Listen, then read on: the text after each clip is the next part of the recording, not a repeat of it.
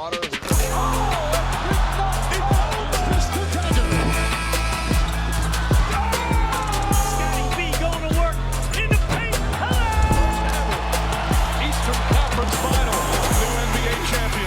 It's a team from Toronto, Canada. We, the North, are now we, the champions. What is going on, Raptors Nation? Welcome into the Raptors Nation podcast on this Thursday. Joining me, a familiar face, Sean. It's been a while, man. My good buddy Sean, of course, him and I mean, we go back. One of the first episode, the very first episode of this show, Sean and I co-hosted it. So I thought it would be an appropriate time to bring Sean back onto the show because there are a lot of things that I want to just dive into with him. But Sean, how's it going, man? I've been loving the content over at Lakers Nation. You've been killing it, dude. How you been? Been doing really, really good, man. Thanks for having me back on. And yeah, like the whole first year of Raptors Nation was just us two doing pod. So excited to be back on. And yeah, like we said the last time I was on, I'll be on the show periodically throughout the season for sure. Yeah, definitely going to get Sean in here to weigh in on Raptors storylines as we get closer and closer to the NBA season. Exciting stuff. Cannot wait. But before we get into today's show, if you guys can do us a solid, hit a like on the video if you're watching it here on YouTube, and also subscribe to the channel. Help us hit 1,000 subs on this channel. And if you are listening to this podcast, wherever you get your podcast, Apple, iTunes, or Spotify, be sure to leave us a 5-star review. All right, Sean, let's dive into it. And one of the big topic of discussions right now in Raptorland, the Raptors rotation. So there's this, I guess, if you want to call it debate, or some people think it's going to be Scottie Barnes who is going to be running the point and Gary Trent Jr. starting. And other people thinking Dennis Schroder, he solidified his starting role with his performance at the FIBA World Cup. Sean, how do you see the Raptors starting lineup going? Before we get into the bench, I want to get your take on the starting lineup because this is where I'm at right now.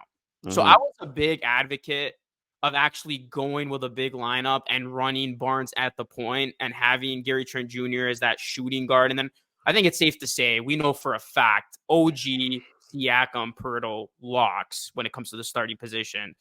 And then you bring Dennis Schroder from off the bench. But man, after the FIBA World Cup, I caught Schroder fever. I'm not going to lie. Like, I saw that dude ball out, putting up some nice performances against Team USA, obviously in the gold medal game.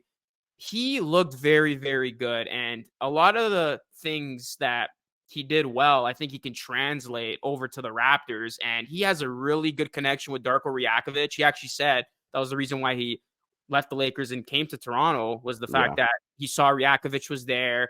And he knew it was going to be more of a leadership role and having a bigger role and helping the young guys here. So I'm actually leaning towards starting Schroder, in my opinion, having Schroder, OG, Barnes, Siakam, Poeltl, and then you have Gary Trent Jr. come off the bench as a six-man. Kind of a clunky lineup, not your traditional starting five. Obviously, as you have, Siakam and Barnes out there. But I do think Schroder gets the starting job now at point guard, and Gary Trent Jr. is the man that comes from off the bench. Do you agree with that or disagree?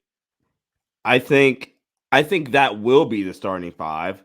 What I would have the starting five be, it would be the Scottie at the one lineup, because in being Scottie, Gary, OG, Pascal, Jakob, because like the biggest concern that is just like the biggest red flag, I think it's right there in everybody's faces. If you go with the Dennis lineup, which has been a problem, especially since the title year, it's just been the shooting. Like, it's just unreliable shooting.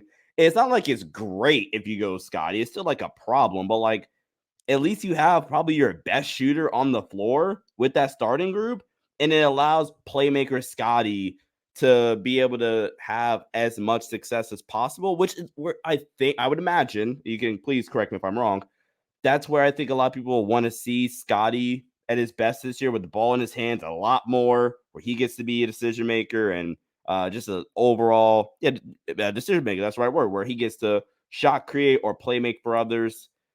But to your point about why Dennis came here, I also think they might have threw something on the table like, yeah, we'll also probably start you. You'll have to win the job out, in air quotes, but like, this is your job to lose. because I also think as much as he has a good rapport with Darko, and yes, they gave him not considerable, they gave him more money than the Lakers could offer. Yeah, that's about right. But like, if you're telling me both the Lakers and the Raptors said, hey, here's $11 million, I'm not quite sure he leaves LA, because I think the best role for Dennis Schroder, personally, I think Dennis Schroder's at his best, and we'll talk about Dennis later, but I think Dennis is at his best where he's a backup point guard, where he gets to come in as a six man, actually, come in, wrecks havoc defensively, is a secondary playmaker defensively, surrounded by shooting. And in the starting lineup, which I agree with you, I think that will be the lineup of him, OG, Scotty, Pascal, Jakob. I think you're not really utilizing anyone well, or particularly the two players are kind of highlighting here in Scotty and Dennis, where Dennis, I think, surround him with some shooting and like a good pick and roll big. I guess you could say you have that in Jakob, but that starting five doesn't really have the shooting. And I think that's the biggest problem with it. And then with Scotty, if Scotty has the ball, you're making Dennis an off-ball player. I don't like that idea. You're making, OG, I think at this point, he's a average shooter, but you're making Pascal a lot more of an off-ball player, making OG a lot more of an off-ball player, which I think is going to make him even more upset. So I don't know, man. I think that will be the starting five because, like I said, I think if he was just going to be a six man, he might have just stayed in LA, honestly, or maybe the Lakers really just said, we'll rather have Gabe Vincent. Who knows? But yeah, I think it'll be that lineup. But me personally, I would rather just go with the lineup with Scotty at the point. And you know what? That was my original take. But after kind of seeing what Schroeder did with Team Germany and kind of suspecting what the Raptors may do, like you just said, you won't be surprised if that's what they're going to roll out with on day one. I started leaning towards more, okay, the idea of Dennis starting, and then you have Gary Trent Jr. from off the bench. Here's the thing, and let me just backtrack a little bit here. So yeah, the guaranteed starters are for sure going to be, like I said, OG, Siakam, Pirtle, and Scotty Barnes will be that equation. I've seen some crazy things out there that like people think Barnes is going to be coming from off the bench. I don't think that's happening. In no world are the Raptors benching Scotty Barnes, especially since the Raptors have been unwilling to include him in trade packages, as we'll talk a little bit more about that later on. Yeah, Barnes is definitely starting. This is going to be about Dennis Schroder or Gary Trent Jr. And it definitely is going to be a potential battle at training camp to keep an eye out for if the decision hasn't been made yet behind closed doors. But I agree with you. If you do roll, Scotty at the point, he's not a good 3-point shooter and he's not a good shooter from the field, as he did have down years from the field, 45% from the field, 28.1% from three. But then at least you have your best shooter in Gary Trent Jr. out there. Because if you do start Dennis, then you're really not going to have shooting with that lineup. Unless Dennis does have a true breakout year, because you got to go all the way back with Dennis, Sean, to his 2019-2020 season with the Thunder. He had the best season of his career. He averaged 18.9 points. He was 38.5% from three and 46.9% from the field. Those are like borderline Van Vliet numbers from a season ago. So if that's the Dennis the Raptors suddenly summon, like the Raptors got themselves a bargain. And I'm very high on Dennis. We'll get to that, like Sean mentioned later on in the show.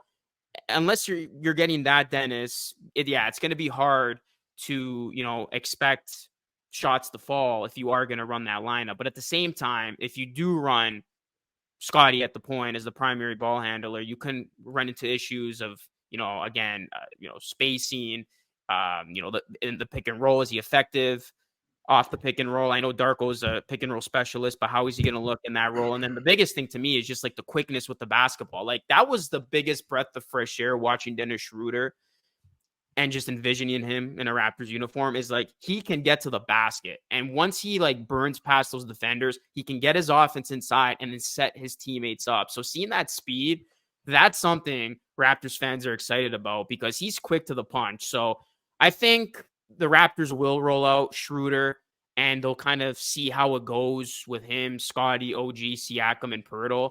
And then they'll kind of go from there. But I think this means Gary Trent Jr., or what I should say is this doesn't mean Gary Trent Jr. is not going to have a big role either way, because if Gary Trent Jr. is a 6-man from off the bench. He's still going to play a boatload of minutes, and he's still going to be expected to come in and inject life into the offense, especially if the Raptors do have some poor shooting nights. So, yeah, I think that is my prediction for the starting 5. Yeah, Dennis, like you said, OG, Scotty, Siakam, and Pirtle, and then Gary Trent Jr. from off the bench. I mean, the Raptors could throw us a curveball, but yeah, I don't know if that happened. And you do bring up a good point, Chubb, because you did say, like, Schroder came here, and there was probably the notion, like, okay, like, you're going to start, especially since you have ties with Darko. Like, yeah. I think I was going to make the argument that, that lineup with Dennis is also going to be really, really good defensively. But, like, the Raptors are going to be good defensively almost regardless, unless massive injury happens where OG misses a bunch of games, Scotty misses games, Yaka misses games. This team's going to be good defensively. So I think you could throw, like, just, close your eyes and pick 5 names out of a hat, and you'll still have a good defense with this Raptors team. This is more, I guess, conversation for Dennis later, but you brought something up about Dennis's, like, driving ability. Darko coming from under Taylor Jenkins obviously has a master of basketball rapport and regimen, but prior to coaching under Taylor Jenkins. But Taylor Jenkins is under the biggest basketball coaching tree in the NBA right now. That's the Greg Popovich coaching tree, which in a way he's kind of falls into like the Mike Budenholzer coaching tree, where it leads to like Quinn Snyder, who I think coached for Budenholzer. I'm almost positive in Atlanta.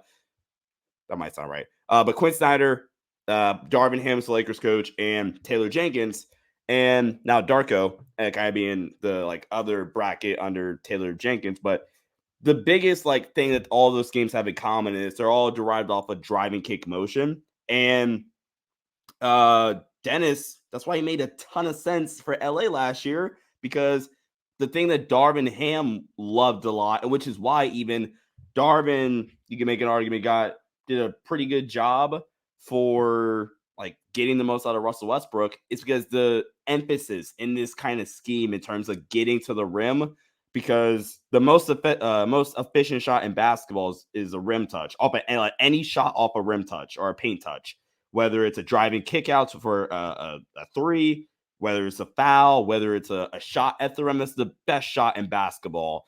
And if you have a point guard in Dennis Schroder that literally is at his best when he can get downhill and be a secondary playmaker, again, it makes some sense why they would do it offensively. And defensively, they're going to be really, really good regardless, like I said. But I think another thing that comes back to it, kind of put a nice bow on this conversation, I think you just have to give it to Scotty, because I think like unless your plan is to go, Dennis, you can start, but like Scotty Barnes is running the offense. And again, I have severe question marks about that, because you're making Dennis an off-ball player, which is not where he's good at. Like, it's not where he's the most effective at. You're at a point where you kind of have to start figuring out, like, if Scotty Barnes is the dude long-term. Pascal's in the last year of his deal. OG's upset. Gary's in the last year of his deal. Do they re-sign him? He opted in. Okay, yeah. So last year of his deal. Yeah, so yeah, they have not extended him. They have not extended him for another day, so he's set to become an unrestricted free agent as well. Last year of his deal, you got to figure out if Scotty's the dude. Because if Scotty's the dude, okay, bye Pascal. You could damn near say bye Gary, and we can really like fully start to build this team around Scotty while he's on the last year or two under his rookie contract before you have to start paying him big money. Or if he's not, okay, cool, now we can go a different direction, right? And maybe Scotty, at worst, is a high level, like, he's still a good starter, right? But, like, is he a dude you can build around? You have to kind of figure that out this year, I think, and see, like, if the seeds are there in year one under a new coaching regime. So that's another reason why I think the biggest player that this will impact is Scotty Barnes. I think that's kind of where I'm getting at. Like, I don't think this impacts Pascal a ton. Damn sure doesn't impact Jakob Poeltl a ton. I think the biggest like player who might lose some things is Scotty. Gary's role, whether he's starting or coming off the bench, is gonna be the exact same regardless. It's make shots and not be terrible defensively. Like it's gonna be his role either way. But I think Scotty is the guy that's gonna be impacted the most by this. Yeah, that's a really, really good point. As we wait the decision of who the Raptors are going to start at point guard. Are they going to go with Schroder and have Gary Trent Jr. come from off the bench, or will we in fact see Point Scotty I'm interested to see both angles. So yeah, we'll see how the Raptors play that one out. I do think Scotty Barnes will definitely see the backup, ball handling responsibilities and duties. Like in the scenario, if Dennis is in fact the starter, I can see Scotty having a lot of the backup ball handling responsibilities. And that's going to lead me into the second unit and how I see this thing going down for the Raptors. So yeah, we'll get into kind of some of the main guys that we expect to see from the second unit. I do think the bench is going to be a lot better than a season ago, Sean. I'm actually pretty high on this bench. I did a video the other day saying that the Raptors bench is going to be solid and it will be much improved. So yeah, let's just assume Gary Trent Jr. is the sixth man. I think he really will thrive in that role. I think he's going to benefit from having a fresh start with Darko. There was a little bit of the rift there with Nick Nurse, and I can see Gary Trent Jr. just putting together one of his best seasons, especially he hopes to get paid, whether it's with the Raptors or another team in the summer, that remains to be seen. But I think Gary is going to be still motivated if he is, in fact, asked to come from off the bench. I think after that, we're going to see obviously a lot of Grady Dick, the Raptors' 13th overall pick. He's a guy who's going to be asked to just hit shots, hit threes, help space the floor. And then Precious Achiuwa, third season with the Raptors. It's going to be a big season for him. Can Achiuwa show progression, get better, clean up on the mistakes, have better decisions out there with the basketball and just hit shots. Chris Boucher, coming off of a down year, hasn't had a really standout year in a few seasons now. He's going to be the veteran of the second unit. I could see him getting rotation minutes for sure. He's going to have to hit that three ball and hit it with consistency. And then a guy who I kind of see rounding out the 10 here, I could see it going to Jalen McDaniels. I think I'll go Jalen McDaniels, and then we could see some Otto Porter Jr. because remember, the Raptors do have him. He still exists. And if healthy, I'm not sleeping on him because if healthy, I know like he's gotten flack because the dude can't stay healthy. But like he was a solid role player with the Warriors when they won their championship. And he's a 3-and-D guy. He provides shooting what the Raptors desperately needs. He plays defense what the Raptors desperately want. So I could see, Jalen McDaniels, Otto Porter Jr. as kind of like that 10, 11-man rotation. But then that's kind of stretching it far because I don't think Darko is going to even go to an 11-man rotation. Not a regular but season. Those are kind of who I see occupying those minutes that are left. And then after that, I have like Koloko, Malachi Flynn, unfortunately, Thad Young, and Gary Temple as like the guys who are probably going to get Gary Temple in 2023 is such a name. as guys who aren't going to receive a lot, if not any playing time. And it's unfortunate because I do think the Raptors and Darko will give some reps to Malachi because that's been one of the guys who the Raptors have been high on is kind of taking the reins, being that backup point guard, but it just hasn't followed through for him. This for like the past 4 years, though. That's what I mean. We've been waiting.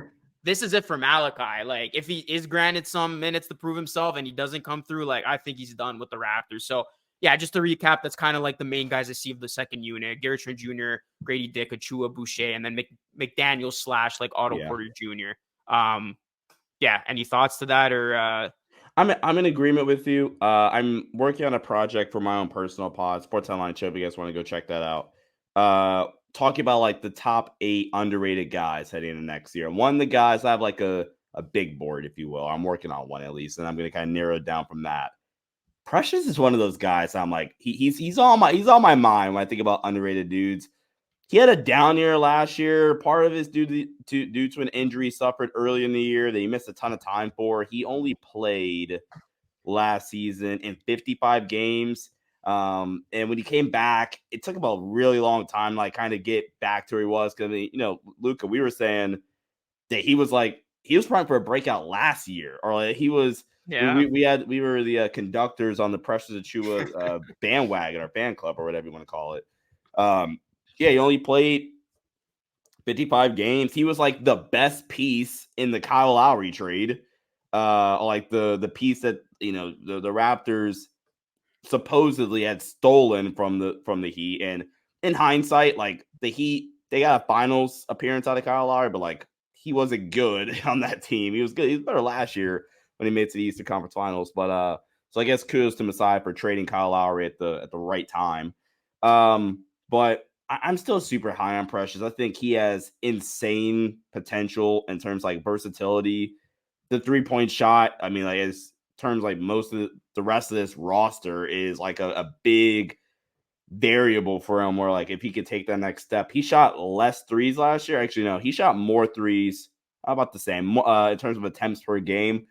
He shot 36% from three if you round up the 21-22 season.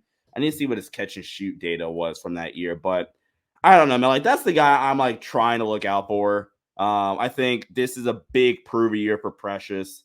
Last season on catch and shoot looks, he shot 28% on catch and shoot looks last season.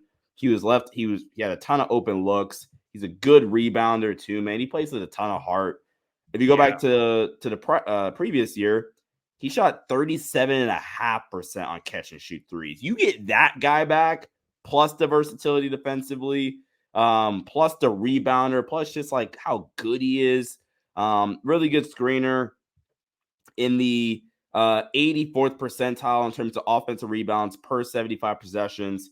84th percentile, ironically, as well, in terms of defensive rebounds per 75 possessions. Good defender on the perimeter. The 21-22 season, Luca. So the year they made the playoffs, opposing players shot 8.9% worse at the rim when Precious Achiuwa was the rim protector or the guy guarding the rim on that given play. So basically what we're talking about is a bite-sized Brook Lopez, like a smaller Brook Lopez. Like, he's only, what, 6'9", 6'10", right? That's all I see. 6'8". Okay, I'll give him 6'9". I'll be nice. Yeah, give him 6'9". But can shoot the three, can defend out of the perimeter a little bit, gives you some versatility, some switching, which I think he can kind of play off of Jakob Poeltl really, really nicely, who, unless I'm like completely blanking, Jakob Poeltl is definitely more of just a traditional drop coverage big. And I think those two guys and playing for Darko can really like just bounce off of each other in a really, really nice way. Both dudes, great rebounders. I mean, Jakob, 95th percentile offensive rebounds per 75 possessions and 89th percentile for defensive rebounds. But another really, really good rim protector. He's a lot better as a drop coverage dude. So you need a matchup where we got to play heavy drop. Okay, Jakob, get a ton of minutes. And then ideally, if Precious can play well, we got to switch a bit more. We got to hedge a little bit more. Precious. Or if he's shooting 37% on catch and shoot threes, you can play them together. So that's the guy I'm most intrigued with, that second unit. I think Grady's probably a year away from being like a real contributor. But this year, he's probably just going to be a spot up catch and shoot dude, like you mentioned, Luca. Chris Boucher has to get back to form, like you mentioned as well. And I don't think Malachi's going to play a ton, me personally. I think it's just going to be whichever they're going to if Dennis and Scotty do play together, they're going to stagger their minutes, and to where the point is like Malachi's not going to play a ton, because when one's on the floor, the other one's off, and they're just going to switch, and then they'll end games and start games together. So I don't know, man. It's going to be really, really interesting. I am intrigued by this roster, though, actually. I look at it. Yeah, unconventional. We'll see if it works. And it's nice to know Sean's still on the Precious Achiuwa bandwagon. And it is important to note, I mean, Precious still very young. 23? How old is he? 24 years old. And he is one of those guys that is expected to elevate his game under, of course, player development coach Darko Rajakovic. So I am looking forward to Precious's development alongside some other young guys on this team, Gary Trent Jr. and Scotty Barnes being the main. So, yeah, what do you guys think about the Raptors rotations? Who do you think's going to start? That's the biggest question at this point. And then who do you see the Raptors rolling from off the bench? And do you see Malachi Flynn getting any minutes to prove himself here, or is it done for him? Let us know your thoughts down below, as we are going to segue now into something that I thought by now we would have had a solution to, or a conclusion to. Yeah. And it's just ongoing. And I don't know about you, Sean, but I'm pretty damn sick of talking about Damian Lillard and the trade sweepstakes, because we thought it was a foregone conclusion that he would have been traded to Miami at this point. That has not happened.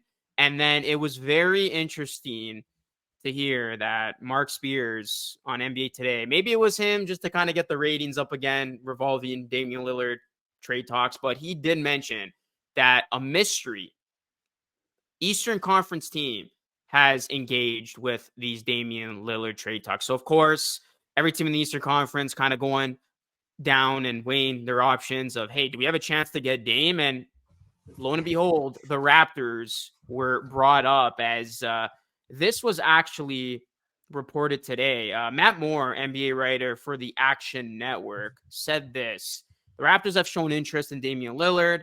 That's the thing nobody's really saying, but everyone around the league kind of knows the Raptors are amongst the teams. So very interesting. This comes out a day after Mark Spears talks about the mystery Eastern Conference team. Sean, do you think this makes sense for the Raptors to go after Lillard? Because in all likelihood, it would mean giving up Scotty Barnes, who the Raptors were reluctant to obviously give up, for Kevin Durant. And I mean, I don't see another way the Raptors would get this deal done. The Raptors do have all their future first outside of the 2024 one, which belongs to San Antonio if it's outside of the top 6. So maybe they can work something around that. But Yeah. I don't know. Would Portland be interested in that and like OG per se? I don't see it. I think, as you know, Scotty needs to be in this deal to get done. Yeah. And we know Masai Ujiri, though, is no stranger for making a surprise move. This kind of has deja vu vibes for Raptors fans, because in 2018, out of nowhere, when you least expected it, he traded fan favorite DeMar DeRozan for Kawhi Leonard, which panned out to a championship. But what do you see with this situation? Does it make sense in your opinion? And do you think this has any chance of happening?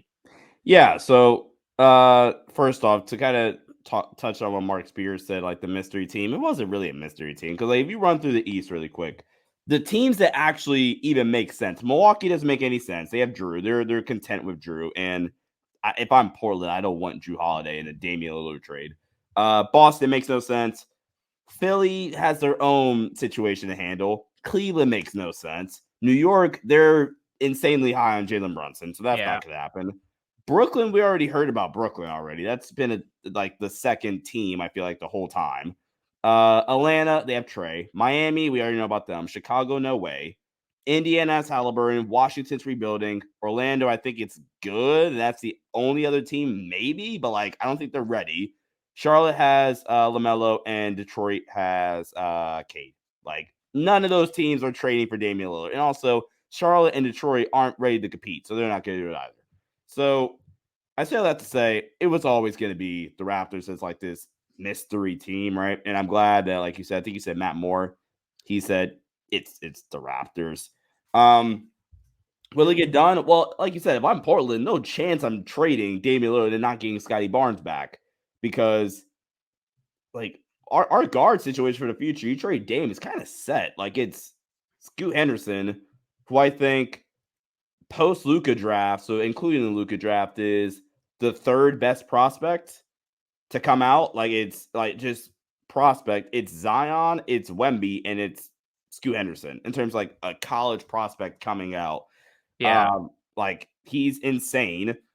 Anthony Simons, I think that I'm kind of done with the whole small two guard thing, but they like Anthony Simons. He is a good player. And then you throw Scotty Barnes in there, whose biggest knock is shooting. You put him around good shooters. Okay, I can kind of get behind that.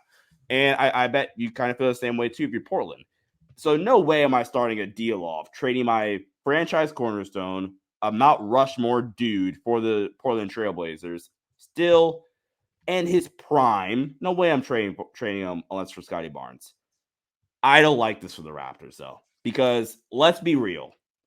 You trade for Damian Lillard, cool. You want a second round exit? Like what are we accomplishing here? Like, we want to just be competitive? Like, you're gonna be competitive now. So I'm just playing devil's advocate here. So you think, because I was actually having this conversation with a friend, and again, like, just throwing it out there, yeah, I'm not in favor of this, but like hypothetically speaking, and Masai somehow pull this off again, you don't think a lineup of Damian Lillard, everybody fully healthy, by the way? Yeah, everybody fully healthy. Okay. Yeah. So you don't think a lineup of Damian Lillard, Gary Trent Jr., OG Anunoby, Pascal Siakam, Jakob Poeltl, those some of the bench guys we just named. Well, all the bench guys we just named.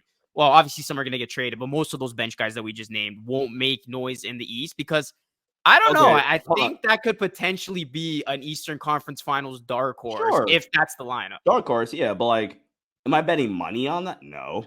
And in a 7-game series, if everybody's fully healthy, which obviously is going to be some like knacks and bruises or whatever, right? Obviously. Boston fully healthy, I like Boston more. Yeah, I agree with that. Boston would still be the team to beat for sure. Milwaukee is like the weirdest team. I just don't know how to feel about them because they have Adrian Griffin now, actually. So they have a whole new coaching situation that I got to see how they respond to it and things like that. But they have the second or third best player in the planet right now, and Giannis still. And like the Raptors just simply don't have it. So in a 7-game series, now the Raptors hypothetically could still have like the size to kind of throw at Giannis, and we'll see how good of a defensive mind Darko is. But in theory, the Raptors could match up all right with Milwaukee. And I like Cleveland this year a lot. I do like Cleveland a ton. So like Cleveland and Toronto will be like on that second tier of Eastern Conference teams. So like if they faced off against the Bucks in the second round, Toronto, they could definitely beat Milwaukee in the second round. They could. Yeah. But like, okay, let's even say you get out of the East. All right, let's be super optimistic. I don't think they're beating any of the top West teams. I'll go this far. I don't think anybody not named Boston's beating any of the top West teams, like the Lakers, Denver. If Phoenix gets there, it's a wrap. Yeah. And I'm lower on Phoenix, but like if they get out, it's over. Including Boston if Phoenix gets out. Denver, Lakers, Suns. They could be Golden State, but like the heavy hitters, like those three teams, especially in the West, I don't think anybody's beating them. So I mean, I like I appreciate the aggressiveness, but the odds of it paying off and trading away your number 4 overall pick 2 years ago, plus future draft compensation, I'm not sure it's worth the risk. Because with the Kawhi thing, I think we knew, or maybe this is revisionist history, and who knows, right? But I think we knew, like, okay, get past Milwaukee and you're good. I think that was kind of the sense, right? And obviously, it's like you gotta go through Golden State too, but it was like get past Milwaukee and you're fine. And that's essentially what they did because what they had Orlando, they had Philly, but like Philly wasn't like the biggest threat until they got Jimmy. I felt but so, LeBron left the East, so that was the LeBron biggest left the East. here we go, like this is all our chance. in chips on So like even that, I think it's just different because and we knew like okay, cool. Kawhi also is another big thing, Luka. Kawhi, we kind of felt was likely going to be a 1-year rental unless they won it all. Now with Dame, you trade for Damian Lillard, right? Let me pull this up right quick. You trade for Damian Lillard. Let's say it works. If it works, I mean, you kind of don't care about anything else because you want a championship. Like, again, being completely optimistic here. But let's say it doesn't work, which I think, not to get pessimistic now, the opposite, more likely not to win a title, unfortunately.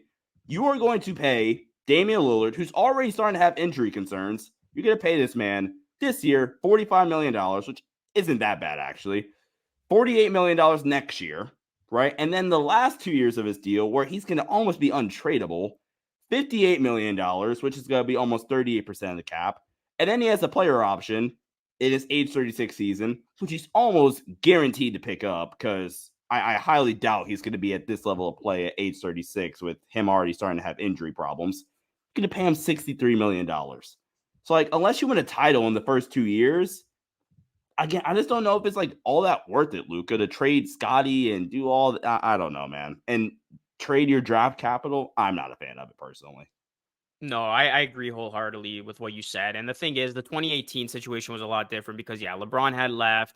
Raptors felt like they were that one piece away just from lost in the second round to LeBron. Yeah, exactly. They felt that they were one piece away. Kawhi was younger than Damian Lillard at the time. He was, he was coming off obviously the injury concerns, but he was regarded as, one of the best players, the next man up. And they gave up on DeMar DeRozan after giving him a fair enough shot because we saw so many times from DeMar, right? Ample opportunities to prove himself in the postseason.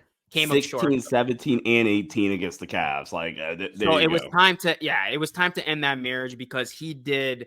The Raptors did give him opportunities, and he just proved that he wasn't that guy. And still to this day, he's proved that he hasn't been that guy in the postseason. So very, very different situations. And yeah, Sean, I agree with you. The Raptors shouldn't do this because Damian Lillard's 33 years old. You're going to be required to pay him a ton of money. He doesn't even want to be here. He wants to be in Miami. He's got his sights set on that. I forgot about that. He doesn't even want to be in Toronto either. It's not like you're trading for one of the best players in the NBA today. Like, okay, you can make an argument, Dame, still top 15, but like, is he really gonna He's like top 12. top 12? Yeah, He's that's top 12. fair. But is he really going to push the needle and be that go-to guy like a Kawhi Leonard was and get you past, big teams like Boston, like the Bucks? Because I agree. I think, even if they got by Milwaukee, you still got to get by Boston. And with a go by healthy Porzingis, Boston. I really like the Celtics. And then there's like 3 or 4 teams in the West that would probably beat them in the finals, because in 2018 it was literally just the Warriors. So yeah. And here's the other thing. Like, if the Raptors did do this trade and they give up on Scotty Barnes, that's a bad look. Like, you've invested so much in Scotty. Yeah. Like, you have high hopes for him. You didn't want to trade him for Kevin freaking Durant, who's You a lot did the better KD trade then. than Damian Lillard. Yeah, you should just should have just done the KD trade.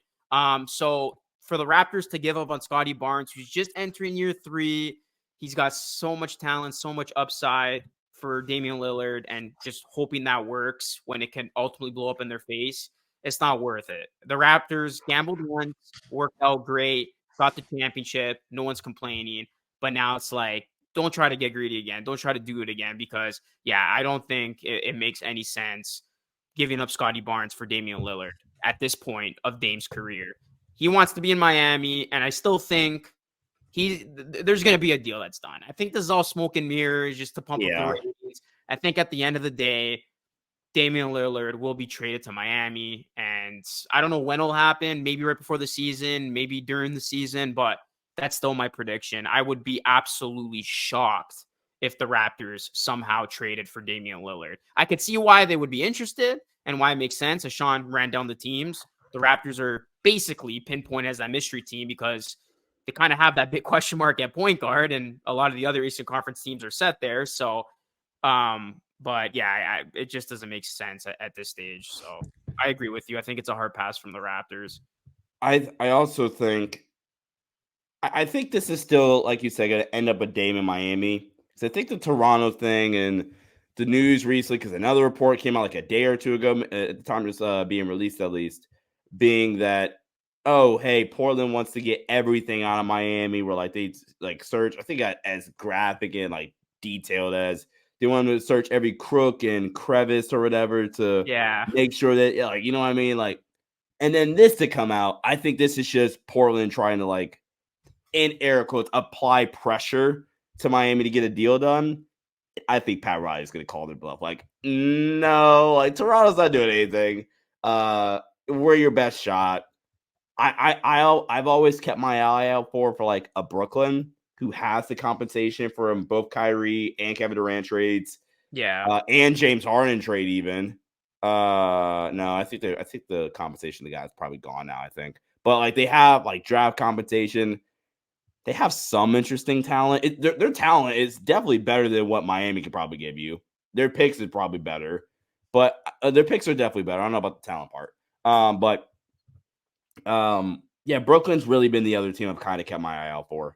If you want to go west, and as a Laker fan, I just pray that like he doesn't go and stay in the west. Like send him east for my hopes. Utah kind of makes a little bit of sense. Yeah, they're interesting. Yeah. They would be in a really bad position though, in my opinion, to where like I wouldn't do it, but that's the team in the West where I'm like, maybe, because they have the picks, they have young talent, but like you put Dame on Utah, that's the first round exit. So like I agree. They're not winning anything. So if I'm Utah, I just wouldn't do it. So I don't know, man. I think this is all, like you said, smoke and mirrors. I think it's gonna end up with Damian Lillard on Miami. We have 18 days.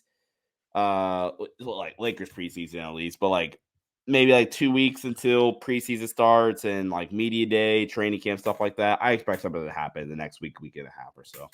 Yeah, and that's where he would be put in the best position to win a title. I think we can agree in Miami. I know you would still have Boston, but I don't know, man. Like Dame on Miami, and you got still Butler, Bam. Like that's a pretty compelling team in the East. Miami, it would be Boston and Miami again in the Eastern Conference Finals in all likelihood for like the third straight. No, 3 out of 4 years. Yeah, it's crazy. Yeah. No, 4 out of 5. Because the bubble year, again, bubble year off, and then Boston, Miami, and then Boston. Wow, that's crazy. Yeah, I think the East will probably, if Dame goes to Miami, which I think he still will, it'll be, I'm gonna go Miami. I think Miami's the favorite in the East. Miami, Boston, Yeah, Milwaukee. I think I have, so. I have a lot of questions about the Milwaukee team. I'm only putting them 3 because they have Giannis. And the biggest question mark with the Celtics is Porzingis. Like we know And plantar he's fasciitis, already hurt, right? it Yeah. lingers, and that's serious. So yeah. But okay, we are going to wrap up today's show. This has been a fun one. Just got to throw that out there.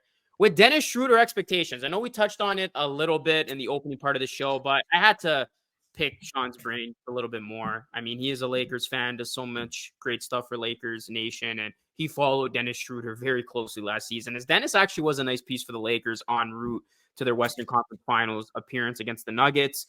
Okay, Sean. So obviously, I've been hyping up Dennis Schroder on this channel. I've officially joined the hype train, and I really think Dennis Schroder is going to have a big season with the Raptors. I think the increased role is going to result in Dennis Schroder having a breakout year. One of my, I guess, is it a hot take or not? But one of my takes before the season is, yeah, Dennis Schroder will be a breakout player for the Raptors, and the Raptors' decision of letting Fred VanVleet walk and replacing him with their plan B of Schroder will look genius. Sean, should we pump the brakes here? What are the realistic expectations from your viewpoint on Dennis Schroder with this Raptors team, all things considered?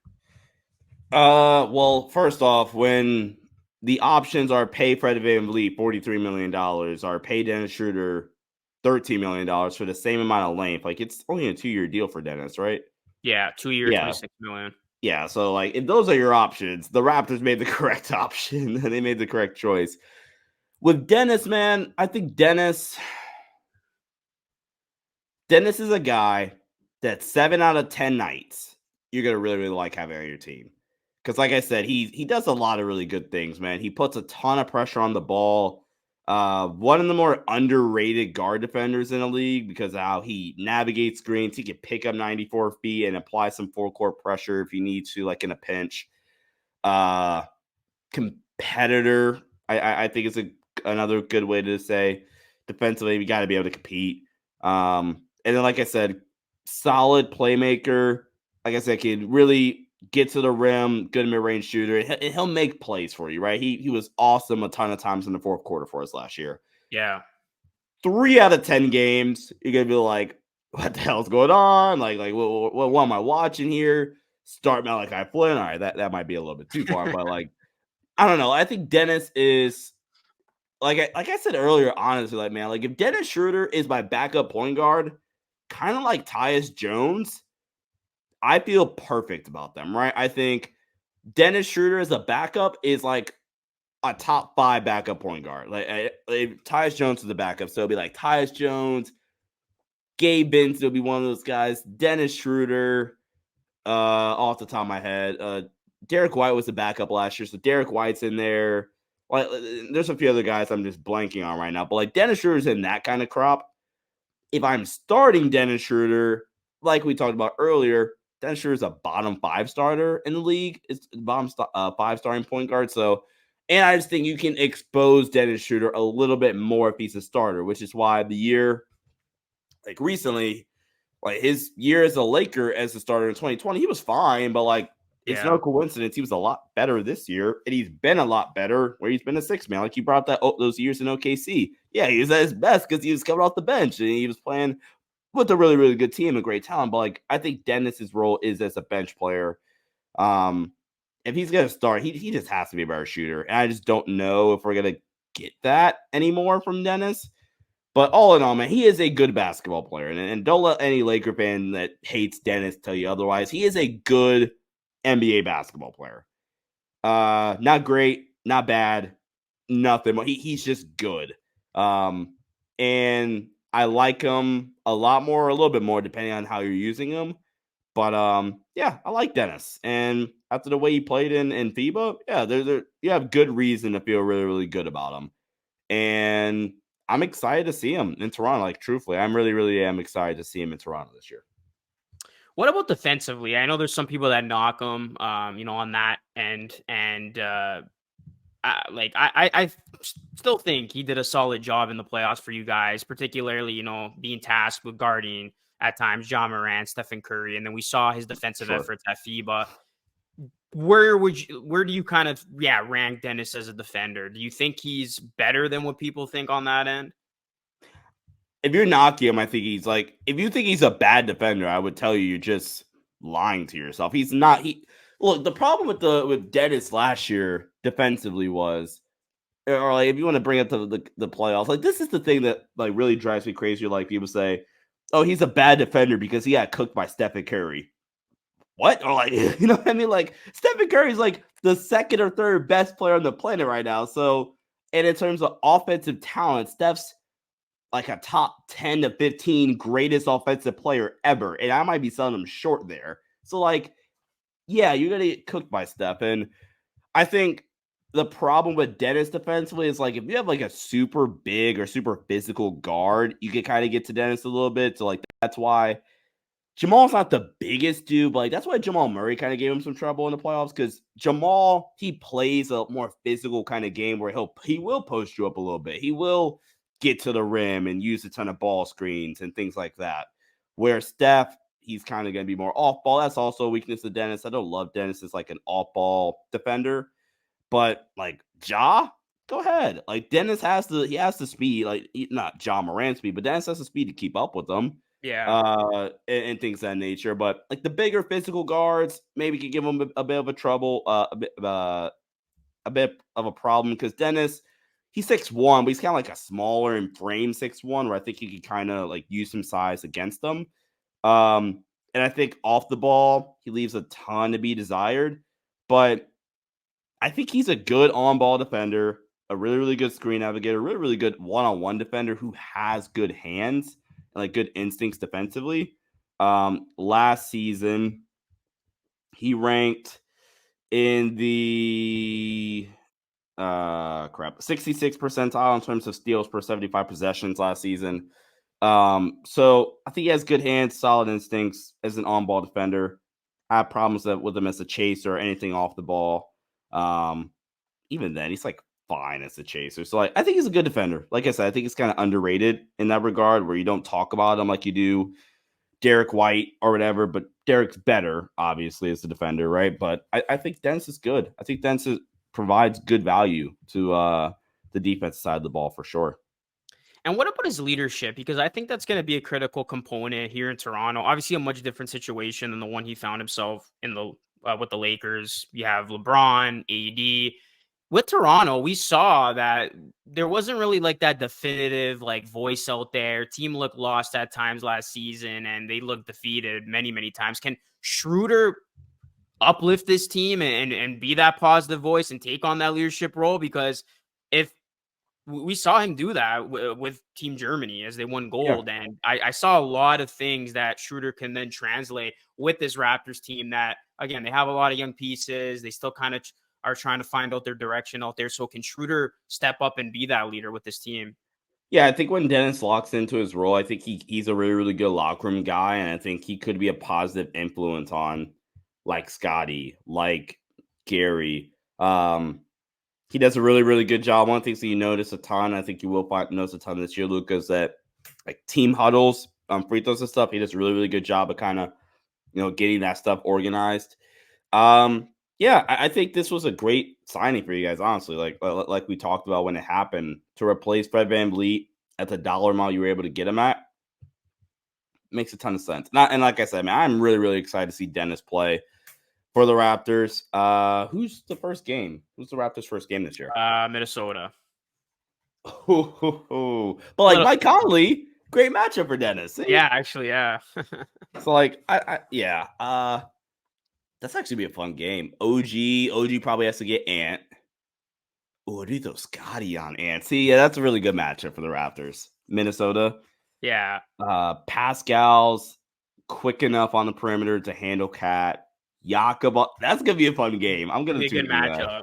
It'll be fun. The Raptors really have like 2 national TV games this year. Yeah, the disrespect is real, man. I mean, a lot of media pundits don't think this team is gonna do well. I mean, I'm not super high on them. I still think when it's all said and done, the Raptors will be battling for a play-in spot. But I also do see a world. I do see a world where the Raptors exceed expectations. That's what makes this season so interesting because Ooh. it could go either very poorly or very promising. And yeah, like I said, I do see a world where the Raptors turn heads and they actually get a top 6 spot. So, I mean, you know what? We've been talking for almost an hour here. It's great to have you back on the show, obviously, Sean. So I'm going to get you out of here on this. Where do you see the Raptors finishing in the Eastern Conference? Let's see. Milwaukee, Boston, Cleveland, Miami are probably my locks. And then New York. New York has a good team, even though I Yeah. think they're like a first round exit. I don't know, Mel. I don't want to put too much hope into New York. I'm not gonna lie to you. New York, they're just super flaky. I think playing's a good spot because like I like Atlanta a little bit more than I did last year. Not by a ton. Like I think Trey's underrated, and I think if you follow me on Twitter at @Sean_DABI, then you'll see that I think Trey's super underrated. I like them a little bit more this year. Chicago has to compete because like they just can't like try to suck because of the talent they have. I love Indiana this year. I love Indiana. That team's gonna be good. I think they'll be. I'm with you. Batting for a play on like between 8 to 10, probably. I like Brooklyn still. Brooklyn will be good enough to win like 40 plus games, but like still be like borderline playing team, if at best 60. So I'll say playing team. I don't know though. I like Detroit a ton. You were high on Detroit last year, right? Was that I you was high though? on them last year. The team I'm really high on this year is Orlando. I think that I is a love playing team. I Orlando. really like Orlando, man, because when you Ho- talk about like stars, like they got Paolo and Franz Wagner. Like those are 1A, 1B type players. Hold on, let me see. Oh man, I think about it. I had a power ranking, so hold on, let me see. That'll tell you where would I grade out the Raptors at. Hold on, let me pull this up. But the only team I feel for sure, like definitively, no chance this team is worse than the Raptors are worse than them is the Hornets. It's the only team where like there is no chance the Raptors are worse. The Raptors ranked for me coming into the year. They were behind. I forgot Washington too. They'll be better than Washington. Yeah, for sure. Yeah, Washington I think you 15. had them 10th or Washington 15. Charlotte 14. Ooh. No. Detroit was 13. Yeah. In terms of how they graded out my power rankings, the Raptors were 12th in the East. But they're like literally in the same tier right behind like the Bulls, Magic, and then the Nets are not that far away either. So like there's a lot of variation in terms of how this East can go. Like I said, the only two teams I feel like really confident about are the Hornets and the Wizards, and that's them being bad. yeah, yeah. And I did have the Raptors in that tier when I did the original where they stack, even on my own channel. With Yeah. the you just mentioned, but I do see a scenario where they actually could potentially sneak into that top 6 only if we see teams, and this is possible because you can't trust these teams, in my opinion. Hawks, Nick, Knicks take a step back, which is Nets plausible, even. right? Like, there's no way you're trusting the Knicks or even the Hawks. Those are two such random teams. So if those two teams have down years, yeah, maybe the Raptors could, Oh, and I do not think Brooklyn is going to be a 6 team. So like if No. Brooklyn, Knicks, Hawks have down years, that's going to open up some spots for some new teams to take. So, Yeah, I agree. but that is going to conclude this show, man. This was a great one. Sean, as always, thank you so much for hopping on the pod. We had a blast. Tell the people where they can find you. It's on the screen, but tell yourself out. Yeah, you guys can follow me on Twitter or X now, I suppose, at Sean_DAVI is on the screen. Like I said earlier, you guys can check out my personal podcast, Sports Headline Show, on YouTube, Sports Headlines Podcast on YouTube, Spotify, the podcasting platforms or whatever. Break down like the NFL seasons in full swing. Luca, who's your team actually? I don't know this. I'm a Ravens fan, so I'm in a good spot right now too. No, Yeah, I almost made my Twitter bio firing my head coach the other day, so that's 0 and nice. 2, Yeah. crazy.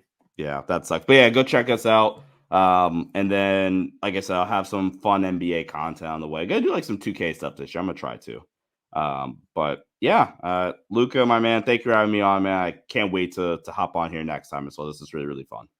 Yeah, and like I said, guys, Sean's not going anywhere. Definitely going to have him back on the pod throughout the season at different times, and I'll definitely have him back on when the Raptors take on the Lakers. That'll be a lot of fun to poke fun at each other, and we'll see if Dennis Schroder has a revenge game. I'm looking forward Dennis to that Schroder, inevitable 40-point revenge game. Dennis Schroder revenge game against the Lakers. We'll see if it goes down. But guys, hit a like and subscribe on your way out. And again, please leave us a 5-star review anywhere you get your podcast, Apple, iTunes, or Spotify. That is it for me. This is Luca and Sean signing off. Until next time, stay safe.